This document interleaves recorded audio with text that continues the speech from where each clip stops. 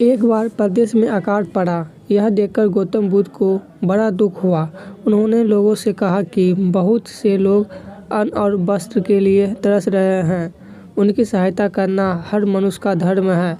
आप लोगों से जो कुछ बने वह दान करें। बुद्ध का उपदेश सुनकर सब लोग बिना दिए अपने अपने घर चले गए।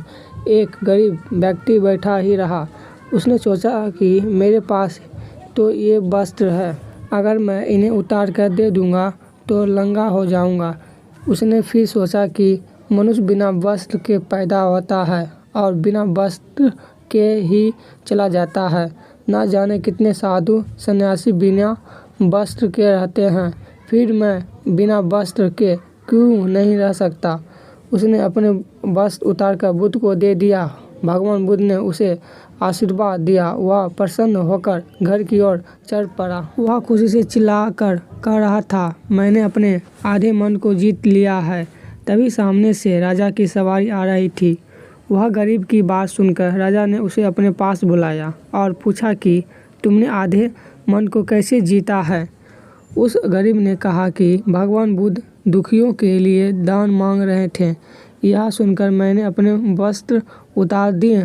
पहले तो मेरे मन ने इनकार किया, फिर मैंने उसे समझाया कि मनुष्य बिना वस्त्र के पैदा होता है और मृत्यु होने पर साथ में कुछ भी नहीं जाता। राजा उसकी बात से बड़ा प्रसन्न हुआ।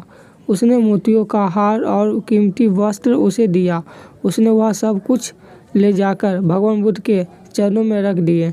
बुद्ध ने उसे हृदय से लगाते हुए कहा, जो दूसरे के लिए अपना सब कुछ दे देता है उसकी बराबरी कोई नहीं कर सकता। गौतम बुद्ध का प्रेम। एक बार गौतम बुद्ध जब वन से गुजर रहे थे तब एक राक्षसी हाथ में तलवार लेकर प्रकट हुए और कहा, अरे बुद्ध, आज तुम्हारे प्रेम को मेरी घृणा के सामने झुकना ही पड़ेगा।